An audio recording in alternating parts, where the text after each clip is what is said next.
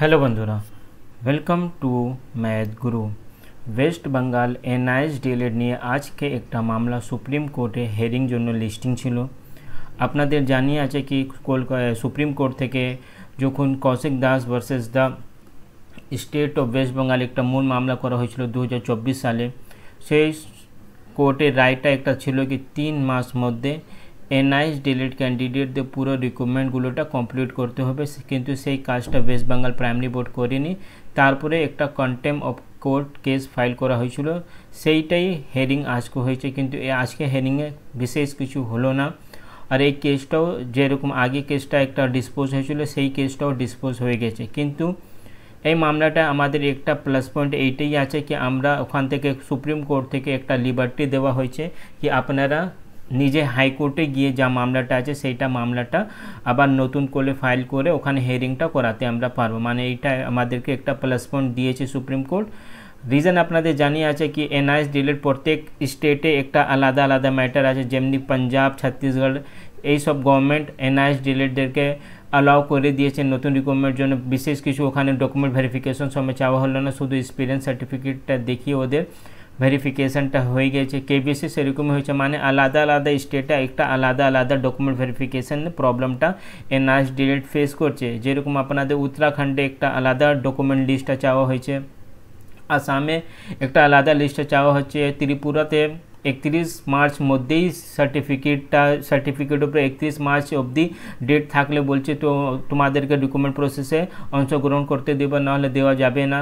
আমাদের স্টেটে এনওসি আর টেটটা নিয়ে তার সাথে সাথে স্যালারিটা নিয়ে অনেক সমস্যাটা হচ্ছে, মানে সব স্টেটে একটা আলাদা আলাদা প্রবলেম আছে। তাই জন্য আমার যা মনে হচ্ছে তাই জন্য এই আমাদের মামলাটাকে স্টেট হাইকোর্টে পাঠানো হয়েছে কি হাইকোর্টে এই মামলাটাকে দেখবে। এর পুরো মামলাটা এই হলো কি আজকে যা contempt of court case file করা হয়েছিল কৌশিক দাসের টিম থেকে সেইটা ডিসপোজ হয়ে গেছে। এরপরে পুরো মামলাটা কলকাতা হাইকোর্টেই আবার নতুন যদি কেসটা ফাইল করলে পুরো মামলাটা নতুন করে কলকাতা হাইকোর্টে শুনানি হবে।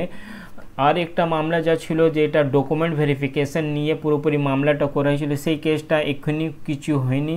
এই যা কেস আজকে যা ডিসপোজ হয়েছে সেটা একটা আলাদা মামলা ছিল। আর ডকুমেন্ট ভেরিফিকেশন উপরে যা একটা মামলা করা হয়েছে তার ডায়েরি নাম্বারটা হলো 31314। আপনারা দেখতে পাচ্ছেন এখানে পেন্ডিং আছে, মানে এই কখন এই হেয়ারিংটা হবে সেইটাও আমাদের জানা নেই, কিন্তু এই কেসটা ডিসপোজ হয়নি।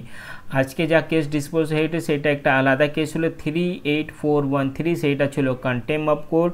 আর যা কেসটা এক্ষুনি হেয়ারিং জন্য বাকি আছে সেইটা হলো 31314/2025, সেইটা পুরোপুরি একটা আলাদা মামলা। এই কেসটা কখন হেয়ারিংটা হবে যখন সুপ্রিম কোর্টের অফিসিয়াল ওয়েবসাইটে আপলোড হয়ে গেলে আমি আপনাদেরকে জানিয়ে দেবো। কিন্তু সব থেকে বড় প্রশ্ন এরপরে এনআইএস ডিএলএড বিশেষ করে ওয়েস্ট বেঙ্গল এনআইএস ডিএলএডদের কী হবে, কারণ আপনাদের জানিয়ে আছে স্টেট গভর্নমেন্ট 100% আমাদের বিরুদ্ধেই যাবে। যেরকম সুপ্রিম কোর্টে আমাদের বিরুদ্ধে গেছে, নিশ্চয়ই যখন কলকাতা হাইকোর্টে ফাইল কেস করা হবে আমাদের বিরুদ্ধেই ওরা যাবে। তো আমি অনেক আগেই আপনাদেরকে জানিয়েছিলাম কি আমাদের হাতে দুটোই অপশান আছে। প্রথমটা হলো যদি স্টেট গভর্নমেন্ট আমাদের পক্ষে হাইকোর্টে সাবমিশনটা দিয়ে দিলে একটা হেয়ারিং মধ্যেই আমাদের প্রবলেমটা সলভ হয়ে যাবে।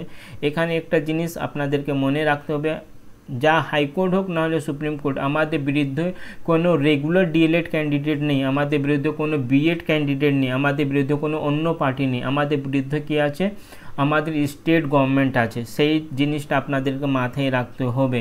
স্টেট গভর্নমেন্ট যদি কোনো একটা সাবমিশনটা দিচ্ছে নিশ্চয়ই ওদের একটা ওয়েটেজটা বেশি, কারণ স্টেট গভর্নমেন্ট যখন আমাদের বিরুদ্ধে সাবমিশনটা দিচ্ছে তার মধ্যে অনেক আইনি আছে যেটা নিশ্চয়ই সেটা ঠিক, কিন্তু সেইটা স্টেট গভর্নমেন্ট নিজেই ফলো করেনি, তাই জন্য আমাদেরকে প্রবলেমটা হচ্ছে। কিন্তু আজকে স্টেট গভর্নমেন্ট সেই পয়েন্টগুলোটাকে নিয়ে আমাদের বিরুদ্ধে কোর্টে সাবমিশনটা দিয়েছে। যেমনি হলো এনওসি, নিশ্চয়ই 2010 পরে একটা রুল আছে এনসিটি के প্রত্যেকটা প্রাইভেট স্কুল হোক না হলে গভর্নমেন্ট স্কুল হোক ওদেরকে এনওসি নিতে হবে।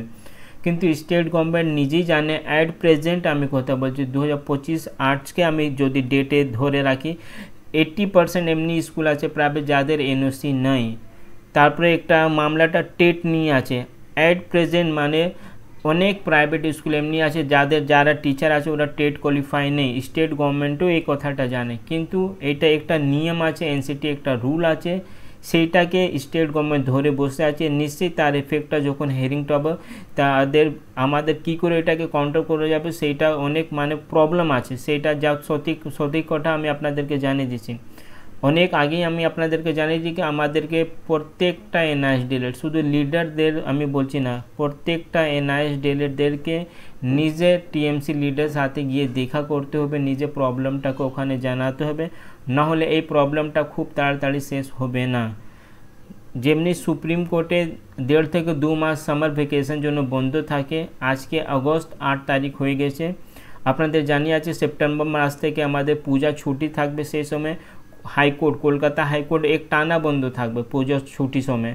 তো যদি আমরা এই মাস মধ্যে কিছু জাজমেন্টটা না হলে কলকাতা হাইকোর্ট থেকে নিজের পক্ষে কোনো জাজমেন্টটা নিয়ে আসলে ঠিক আছে, না হলে আগামী যা মাস আছে সেপ্টেম্বর মাসে মিড সেপ্টেম্বর, এক্স্যাক্ট ডেটটা আমি জানি না, কিন্তু সেপ্টেম্বর মাস থেকে পূজা শুরু হবে। সেই সময় কলকাতা হাইকোর্ট এক টানা 10-15 দিন, লাস্ট বছর তো মোটামুটি 20 দিন বন্ধ ছিল, 20 দিন বন্ধ ছিল, তো এক টানা ছুটি হয়ে যাবে, তাহলে আমাদের কেসটা আরও ডিলে হবে।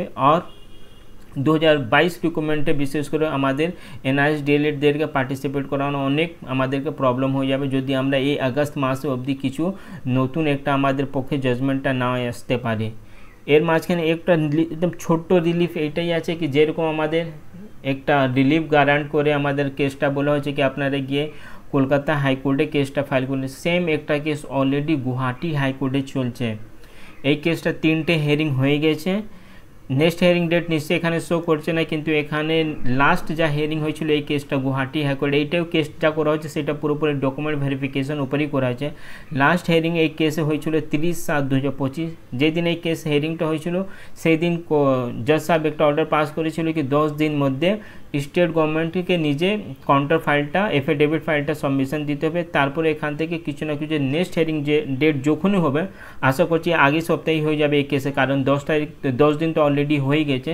তাহলে আমরা কিছু না কিছু একটা নতুন যদি গুয়াহাটি হাইকোর্টে কিছু আমাদের পক্ষে জাজমেন্টটা চলে আসে, নিশ্চয়ই এই অর্ডার কপিটাকে নিয়ে আমরা কলকাতা হাইকোর্টে নিজের পক্ষে কিছু সাবমিশনটা দিতে পারবো। কারণ তো যদি একটাও কোনো হাইকোর্ট আমাদের পক্ষে জাজমেন্টটা দিয়ে দিলে তার এফেক্টটা নিশ্চয়ই অন্য হাইকোর্টে দেখা যাবে। যদি সুপ্রিম কোর্ট কোনো ডিসিশনটা দিয়ে দিলে নিশ্চয়ই ওইটা অল ওভার ইন্ডিয়াতে ইমপ্লিমেন্ট হয়ে যাবে, কিন্তু কোনো একটা যেরকম আমাদের 2019-এ যা সমস্যাটা হয়েছিল, পাটনা হাইকোর্ট যখন আমাদের পক্ষে জাজমেন্টটা দিয়েছিল 2019 সালে কি এনআইএস ডিলের পুরোপুরি একটা ভ্যালিড কোর্স আছে, তারপরেও এটা অটোমেটিকলি সব স্টেট গভর্নমেন্ট অ্যাকসেপ্ট করিয়েছিল। কারণ একটা হাইকোর্ট যখন জাজমেন্ট দেয় ওটা ডাইরেক্টলি নিশ্চয়ই ওটা ডাইরেক্টলি ইমপ্লিমেন্ট করে যাবে না, কিন্তু ইনডাইরেক্টলি ওর এফেক্টটা সব স্টেটে আমরা দেখতে পারবো। তো এই কেসটা আশা করছি আগে সপ্তাহে হিয়ারিং হবে। 10 দিন যা সময়সীমা দেওয়া ছিল কোর্ট থেকে সেইটা অলরেডি শেষ হয়ে গেছে। আজ রাত্রিবেলা না হলে স্যাটারডে কালকে এই কেসে আপনাদের নেক্সট হিয়ারিং ডেটটা আমরা দেখতে পারবো। আপনারা এখানে দেখতে পাচ্ছেন যেখানে পরিষ্কারভাবে লেখা আছে mister SMT Chishti learn standing council elementary education department submitted that he need at least 10 days time to receive instruction and two file affidavit in opposition. মানে স্টেট গভর্নমেন্টকে 10 দিন আর সময় দেওয়া হয়েছে, মানে ওখানে ওরা স্টেট গভর্নমেন্ট ডিমান্ড করেছিল কি আমাদেরকে 10 দিনকে টাইম দেওয়া হোক, তার মধ্যে আমরা কাউন্টার এফিডেভিটটা ফাইল করে দেবো। যদি আসাম গভর্নমেন্ট যেরকম আমাদের ওয়েস্ট বেঙ্গল গভর্নমেন্ট আমাদের আগেনস্টে দাঁড়িয়ে আছে, সেরকম গুয়াহাটি হাইকোর্টে সিমিলার পজিশন আছে, আসাম গভর্নমেন্ট এনআইএস ডিএলএড বিরুদ্ধে দাঁড়িয়ে আছে। আর ওখানে অন্য কোনো পার্টি নেই, মানে রেগুলার ডিএলএড বিএড ফিএড কেউ নেই, ডাইরেক্ট আমাদের আগেনস্টে ওখানে আসাম গভর্নমেন্টই আছে। তাহলে যদি আসাম গভর্নমেন্ট আমাদের পক্ষে কোনো সাবমিশনটা দিয়ে দেবে তার আশাটা খুব কম আছে, কিন্তু আমি ভাবছি হতে পারে স্টেট গভর্নমেন্ট পরে নিজে ভুলটাকে স্বীকার করে বলে কি হ্যাঁ যারা এনআইএস থেকে ডিলিট করেছে ওরাও আমাদের স্টেটের সিটিজেন আছে, তাহলে সেইটা চিন্তা ভাবনা করে যদি আমাদের পক্ষে ওরা কোনো জাজমেন্টটা না হলে সাবমিশনটা দিয়ে দিলে, এনআইএস ডিলির পক্ষে কোনো জাজমেন্টটা চলে আসলে এই সাবমিশনটা আমরা হাইকোর্টে লাগাতে পারবো যদি নতুন করে কেস ফাইল করা হয়। তো এইটাই ছিল আজকে পুরো কেসে পুরো জিস্টটা আমি আপনাদেরকে জানিয়ে দিচ্ছি। কন্টেম্প অফ কোর্ট কেস যা ফাইল করা হয়েছিল ওয়েস্ট বেঙ্গল এনআইএস ডিএলএড ক্যান্ডিডেটদের, সেই কেসটা ডিসপোজ করা হয়েছে, কিন্তু একটা লিবার্টি দেওয়া হয়েছে কি এই মামলাটাকে আমরা কলকাতা হাইকোর্টে নতুন করে ফাইল করে ওখানে হিয়ারিং করাতে পারবো, একটা আমাদেরকে বেনিফিট দেওয়া হয়েছে। সেকেন্ড বেনিফিট আমাদের এইটাই আছে কি সিমিলার কেসটা অলরেডি গুয়াহাটি হাইকোর্টে চলছে, যদি ওখানে কিছু পজিটিভ অর্ডারটা চলে আসলে নিশ্চয়ই তার এফেক্টটা তার বেনিফিটটা আমরাও পাবো, কিন্তু গুয়াহাটি হাইকোর্টে যেরকম আমাদের স্টেট গভর্নমেন্ট আমাদের বিরুদ্ধে আছে, সিমিলার পজিশনটা ওখানেই আছে। আসাম গভর্নমেন্ট পুরোপুরি এনআইএস ডিলের বিরুদ্ধেই সাবমিশন এর আগে যত হিয়ারিং হয়েছে দিয়েছে। আগে দেবে কি দেবে না সেটা আমি বলতে পারবো না, কিন্তু আশা করছি যদি ওখানে আসাম গভর্নমেন্ট আমাদের পক্ষে কোনো সাবমিশনটা দিয়ে দিলে আর গুয়াহাটি হাইকোর্ট থেকে কোনো জাজমেন্টটা আমাদের পক্ষে চলে আসলে তার ইফেক্টটা নিশ্চয়ই কলকাতা হাইকোর্টে যখন হিয়ারিংটা হবে এনআইএস ডিলের নিয়ে সেই সময় আমরা পাবো। থার্ড, আমি অলরেডি কতবার আপনাদেরকে জানিয়েছি, স্টেট গভর্নমেন্ট যদি ওদের ইচ্ছা থাকলে আমাদেরকে ওরা একটা হেয়ারিং মধ্যেই আমরা সেই রিক্রুটমেন্ট প্রসেসে অংশগ্রহণ করতে পারবো। অলরেডি তো অংশগ্রহণ করে নিয়েছি, মানে আমাদের পক্ষে কোনো একটা স্টেট গভর্নমেন্ট সাবমিশনটা দিয়ে দিলে একটা হেয়ারিং মধ্যে পুরোপুরি প্রবলেমটা সলভ হয়ে যাবে। স্টেট গভর্নমেন্ট কী করে আমাদের পক্ষে সাবমিশনটা দেবে সেটাও আমি আপনাদেরকে জানিয়ে দিয়েছি। নিজের স্টেট টিএমসি লিডার সাথে দেখা করে ওদেরকে জানাতে হবে আমাদের প্রবলেম। আমি অনেকবার এই কথাটা বলেছি, স্টার্টিং থেকেই বলছি, সুপ্রিম কোর্ট হোক নাহলে হাইকোর্ট হোক, যদি আমাদের বিরুদ্ধে স্টেট গভর্নমেন্টে থাকলে অনেক টাইমটা লাগবে এই কেসে। নিশ্চয়ই আমাদের পক্ষে জাজমেন্টকে আসবে কি আসবে না, আমাদের বিরুদ্ধে জাজমেন্টটা আসবে কি আসবে না সেটা আমি বলছি না, কিন্তু যদি স্টেট গভর্নমেন্ট আমাদের বিরুদ্ধে থাকলে এই কেসটা অনেক টাইম কনজিউমিং হয়ে যাবে। আর যদি স্টেট গভর্নমেন্ট আমাদের পক্ষে সাবমিশনটা দিয়ে দিলে একটা হিয়ারিং মধ্যে আমাদের পুরো প্রবলেমটা সলভ হয়ে যাবে, সেই জিনিসটা আপনাদেরকে মাথায় রাখতে হবে। অনেকবার বলা হয়েছে, এর ছাড়া আমি লাস্ট টাইম আবার জানিয়ে দিচ্ছি, যা ডাইরেক্ট ডকুমেন্ট ভেরিফিকেশন নিয়ে যা কেস ফাইল করা হয়েছিল সেই ডায়েরি নাম্বারটা হলো 31314, সেইটা সুপ্রিম কোর্টে যেমনি ছিল সেরকমই আছে। এটা পেন্ডিং আছে, যখন হিয়ারিং ডেটটা আপলোড করা হবে সুপ্রিম কোর্টের অফিসিয়াল ওয়েবসাইটে সেই সময় কী আপডেট আসবে সেটা আমি আপনাদেরকে জানিয়ে দেবো। কিন্তু কলকাতা হাইকোর্টে আরও একটা প্রবলেম আছে, যা contempt of court case file করা হয়েছে। কলকাতা হাইকোর্ট নিজেই একটা আলাদা করে জাজমেন্ট দিয়েছিল কি বাকিরা যারা এনআইএস ডিল যারা কৌশিক দাসের কেসে যুক্ত ছিল না ওদেরকেও ডকুমেন্ট ভেরিফিকেশনটা করানো হবে। তারপরে ওয়েস্ট বেঙ্গল প্রাইমারি বোর্ড সেই কাজটা করেছে আর অলরেডি ওদের ডকুমেন্ট ভেরিফিকেশনটা হয়েই গেছে।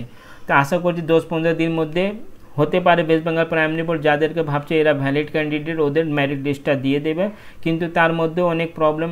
99% আমি বলতে পারবো ক্যান্ডিডেটদেরকে ডকুমেন্ট ভেরিফিকেশন নামে ওয়েস্ট বেঙ্গল প্রাইমারি বোর্ড বাদ দিতে পারে, কারণ ওখানে যা যা ডকুমেন্ট চাওয়া হয়েছিল প্রত্যেকটা এনআইএস ডিলের ক্যান্ডিডেট প্রত্যেকটা ডকুমেন্ট নেই। তো পুরো জিনিসটা আমি জানিয়ে দিচ্ছি। যদি আপনাদেরকে ইনস্ট্যান্ট সলিউশন দরকার, আপনাদের ভাবছেন কি আমাদেরকে ইনস্ট্যান্ট সলিউশন দরকার, তাহলে নিশ্চয়ই এখানে ওয়েস্ট বেঙ্গল গভর্নমেন্ট অনেক আমাদের ক্রুশিয়াল রোল প্লে করছে। গভর্নমেন্ট আমাদের পক্ষে সাবমিশনটা দিয়ে দিলে একদিন মধ্যেই পুরো প্রবলেমটা সলভ, না হলে এই কেসটা যেমনি চলতেই পারবে আর লাস্টে আমাদের পক্ষে জাজমেন্টটা আসবে কি আসবে না সেটাই আমরা বলতে পারবো না, কারণ ওখানে যে দুটো পয়েন্ট মেনশন করা হয়েছে এনওসি আর টেট, সেটা ল হিসাবে ঠিক আছে, কিন্তু আমাদের স্টেট গভর্নমেন্ট নিজেই জানে কি সেরকম যাওনি, যা পয়েন্টটা তুলেছে সেটা নিশ্চয়ই কোনো স্কুল ফলো করে না। তো স্টেট গভর্নমেন্ট কী করবে কলকাতা হাইকোর্টে সেটা দেখা যাবে। নিশ্চয়ই 2024-এ ইলেকশন আছে, ওর আগে যদি আমরা লিডার সাথে ডাইরেক্ট দেখা করে একটু চাপ দিতে পারি ওদের উপরে, তো নিশ্চয়ই আমাদের পক্ষে কিছু না কিছু স্টেট গভর্নমেন্ট চিন্তা ভাবনা করবে, কারণ প্রত্যেকটা পলিটিক্যাল পার্টি নিশ্চয়ই যা কাজ করে সেটা পুরোপুরি একটা ভোট ব্যাংক নিয়ে ওরা চিন্তা ভাবনা করে। যদি আমাদের বিরুদ্ধে সবসময় স্টেট গভর্নমেন্ট থাকলে তো নিশ্চয়ই যখন ইলেকশন হবে 2024 में আমরা তো কেউ ওকে ভোট দেবো না, বিশেষ করে টিএমসি পার্টিকে। সেইটাও ওয়েস্ট বেঙ্গল গভর্নমেন্টে মাথা থাকবে, একটু আমরা যদি ডাইরেক্ট কথা বললে হতে পারে আমাদের প্রবলেমটা ওরা সলভ করতে পারে, কারণ 2024-এ ইলেকশন আছে। তো ওভারঅল আমি আপনাদেরকে জানিয়ে দিচ্ছি, এর মাঝখানে কিছু নতুন আপডেটটা আসলে আমি আপনাদেরকে জানিয়ে দেবো। চ্যানেলে নতুন থাকলে চ্যানেলকে সাবস্ক্রাইব করুন, এই ভিডিওটা প্রত্যেক গ্রুপে শেয়ার করুন। যদি কেউ এই ভিডিওটা দেখে কোনো টিএমসি লিডার সাথে দেখা করে দিলে আমাদের ভাগটা খুলে যাবে, এটাই আমি আশা করছি। এর মাঝখানে যদি গুয়াহাটি হাইকোর্ট থেকে কোনো আপডেটটা আসলে সেটাও আমি আপনাদেরকে জানিয়ে দেবো। চ্যানেলে নতুন থাকলে চ্যানেলকে সাবস্ক্রাইব করুন। Thank you.